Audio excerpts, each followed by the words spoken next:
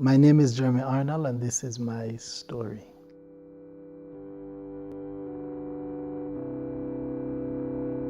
I am one of 13 siblings. My mother was 5 months pregnant with the 10th child at that time when she was taken into a premature labor. She was taken to the hospital where she met the doctors who knew her well. She would have been there every year given the age range that we have. Upon reaching the hospital, the doctors realized that she was about to give birth. She was only 5 months pregnant, and the doctors delivered the 5-month-old fetus and threw it in the garbage can. Because at that time, technology wasn't at a place where it is now currently. The doctors, they wouldn't seek to waste time and energy on something that have no life. And my mother was then discharged from the hospital. She was sent home to attend to her 9 other kids. Now, bear in mind, it was her alone. Our father was not there, he was absent.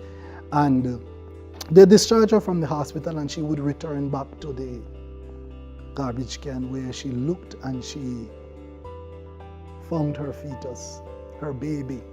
And she took a rag from her pocket and she picked up her baby, put it in the rag and put it in her pocket, and she went home. Upon reaching home, greeted by 9 hungry kids, she took the dress that she had on off and she placed it in a tub of water that was there. She went inside, she attended to everybody, and somebody asked, "Mommy, what about the baby?" And then she remembered that the baby is in the rag, but the rag is in the pocket of the dress, and the dress is in the tub of water. And she ran outside, searched among the clothes in the water, and she found there her baby still alive. And she said she heard a voice saying, "Go and stand with it out in the sun." 8 days after, however, the fetus took very ill, and she had to take the fetus right back to the hospital. And the doctor was amazed that after 8 days, the fetus is still alive, and they discovered that the fetus blood was poisoned, and the fetus was in need of a blood transfusion. However, they told my mother that there is no blood in the blood bank. They had only one blood, and it is the blood of a white man that was not yet screened.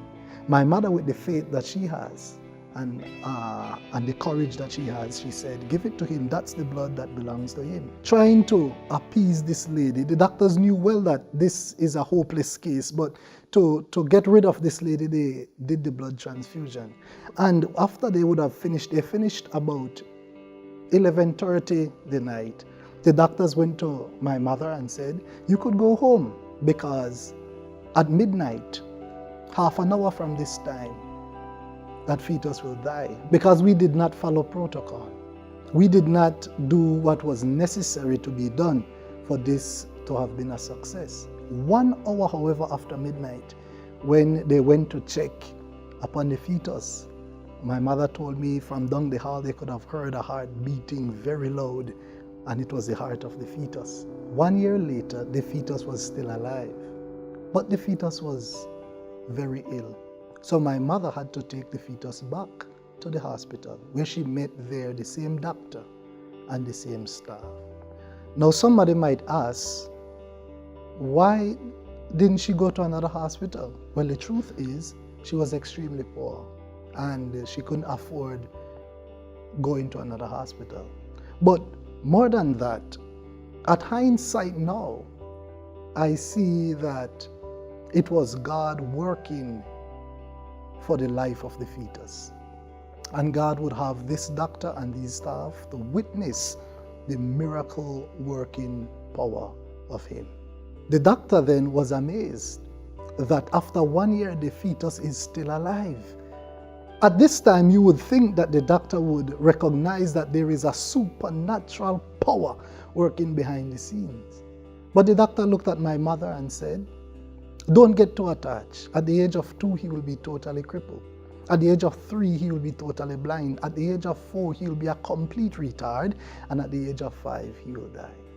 I want to say that man can appoint, but God ultimately disappoints. At the age of 6, the fetus went into primary school, not with a cane, because he wasn't blind, not in a wheelchair because he wasn't crippled, and he wasn't placed in a special section because he wasn't a retard. As a matter of fact, the fetus aced every subject in primary school, went on to high school and to junior college. And I want to tell you that that fetus happens to be me today. Currently, I am in Jamaica studying at the Northern Caribbean University. Maybe you might have been rejected or thrown in a can like I was. But I want you to know that all is not lost, that God is behind the scenes of your life fighting for you.